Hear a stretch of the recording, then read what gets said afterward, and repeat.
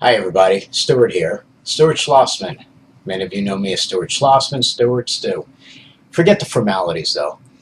Yes, this is me from Stu's Views and MS News and MS Views and News. So you're used to seeing me here often, whether it be on Facebook, on Twitter, LinkedIn, various other places you can link with me from. You can see me on YouTube. You can see the podcast that I do on YouTube. All I'm trying to do is provide you with information to educate you about multiple sclerosis. Are there pros and cons to everything that I do? Of course. Are there pros and cons to everything that you do? Of course, too. So, there are many that ask me about my opinions on different things, and they hear the positives or they hear the negatives, and then it's always, well, why are you so much of this and why are you so much of that? Well, again, life has its ups and downs just as we know it just living with multiple sclerosis, right? So, again, know that there are positives and negatives to everything. Now let's talk about something else. Every day, people ask me my opinion on what do I think causes MS. I really have no clue, all right? I mean, I only go by what I'm told, what I hear. Probably the same things that you hear day in and day out, or what you suppose might it be, whether it be the environment or something viral, bacterial, having to do with something from your family roots, your genes, your DNA, from where your family was from, whether or not you're taking the right supplements, whether or not people in your family smoked when you were a child. All of these things are being looked at. But at the end of this video of me speaking, you will get to hear about, a person that was interviewed at the MS Society in Australia who speaks about the MS triggers. The video ends abruptly. What happened to the end of it? I have no clue. So I'm only the messenger. Don't shoot me for where it eventually stops, okay? That would be, I guess, a question for the MS Society of Australia. You can ask them about it. Or you can look it up on YouTube again. But it's attached to my blog now. I put it there the other day. And, this will be something that you can look back on for yourselves or you can share with others. Also, I want you to know again that on August 24th, I will be interviewing on StuMSradio.com. I will be interviewing Timothy Coetzee, the clinical research director for the National MS Society. Please mark your calendars. That will be 8 p.m. Eastern Daylight Time or Eastern Standard Time. I don't know what I'm in. All I know is I'm in Eastern Time. I'm on the East Coast of the United States, and that is my time, okay? So if you're in Europe, well, you might have to just catch the archives because I doubt that you're going to want to stay up all night listening to this program. And it's not that long, but you'll get to hear it for at least a period of time, okay? If you're in the United States, Central Time, Mountain Time, Pacific Time, it'll all range as to when whether it be an hour back, 2 hours back, or 3 hours back from the 8 p.m. time slot. The interview with Dr. Coetzee will begin at approximately 8:20 p.m. So we hope to have you aboard for that. And again, if you're not yet registered at my website to be receiving my weekly MS e-newsletters, please visit www.msviewsandnews.org. Well, remember, stay with the program right now because you'll be listening to the MS triggers next. And have a great week, everybody. Okay? Bye-bye.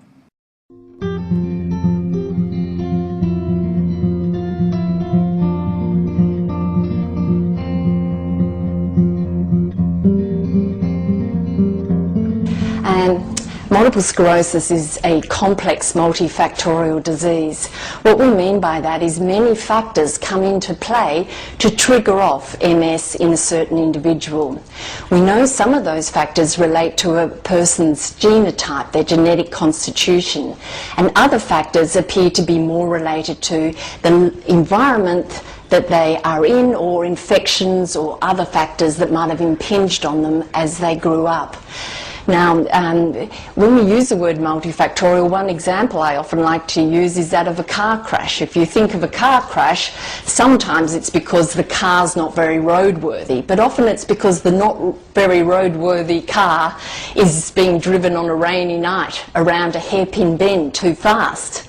And you could take the analogy that a car accident can be avoided if we understand at least some of those components and fix them up. So if you'd said that the poor car was an analogy to a person who's genetically very at risk of MS, then we need to understand their environment and try and not expose them to hairpin bends that may in fact be the environmental trigger that then develops their disease.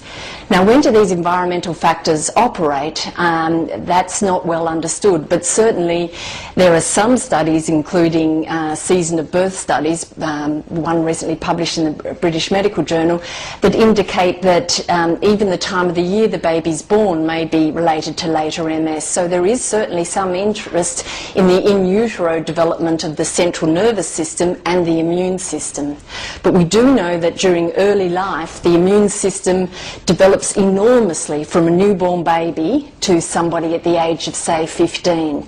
And what we don't understand enough at the moment is what sort of perfect environment will allow somebody's immune system to develop absolutely optimally so it will never be triggered into autoimmune disease or into allergic disease. That's one of the missions that this type of work's trying to head towards.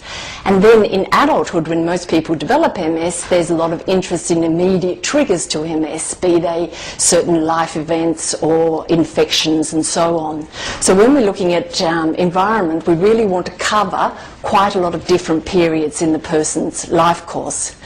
Now, some of the past work I've been involved in has been the Tasmanian MS environmental case control study, and we reported from that children who tended to have lower sun exposure at between the ages of 6 to 15 had an increased risk of MS. Now, that's an association we haven't necessarily proven cause, but it's now there's now been several other studies indicating that low sunlight or low vitamin D may be associated with MS, and other immune studies showing that it's quite important how much vitamin D a person has as their immune system develops. And that work was published in the British Medical Journal in 2003. From the same Tasmanian case control study, we then looked at the influence of family structure and infection on MS. As most people know, there's been a big increase not only in asthma and allergy, but there's actually also been an increase in various immune disorders, including Crohn's and multiple sclerosis.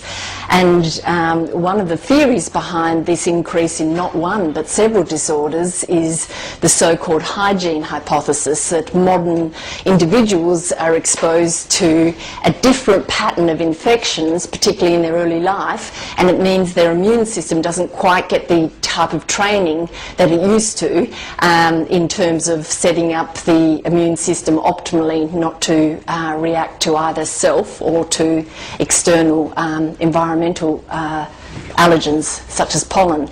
So it is now more than 60 studies showing that children at from larger families or with more siblings are less likely to have asthma.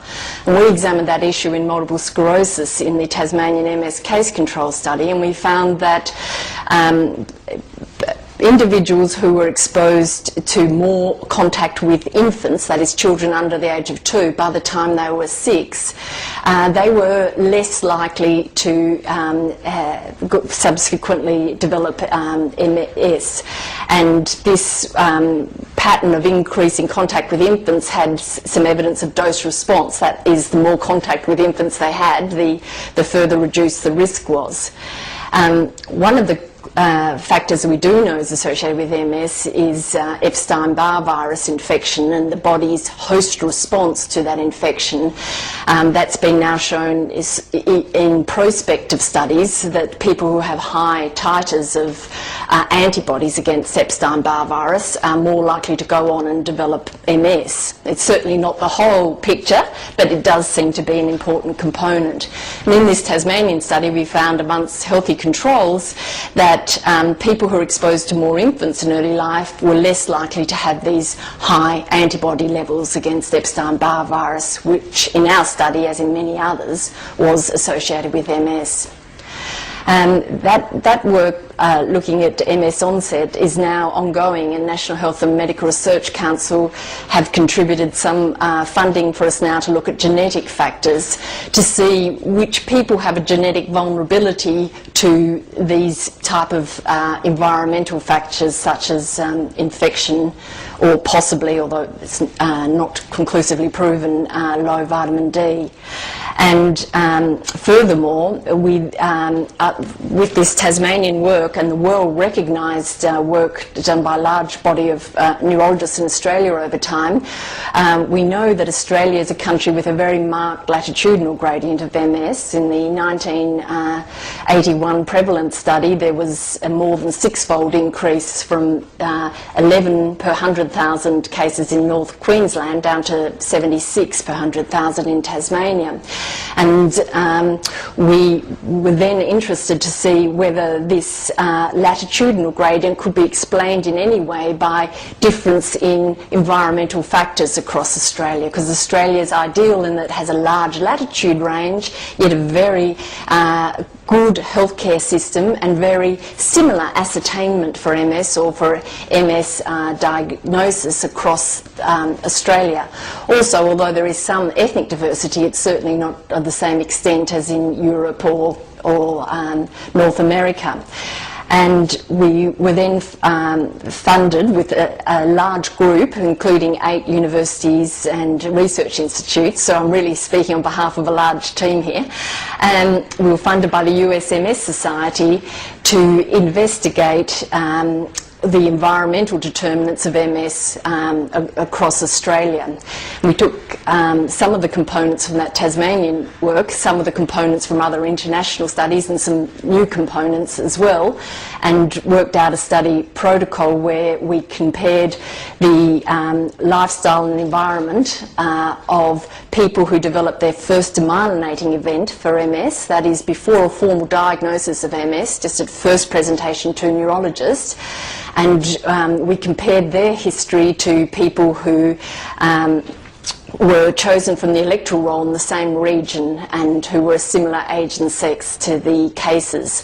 This study was conducted in Brisbane, the Hunter Valley region, in Geelong and in Tasmania, and it was completed with regard to the first stage of case control field work recently, and we're currently undergoing the analysis of that.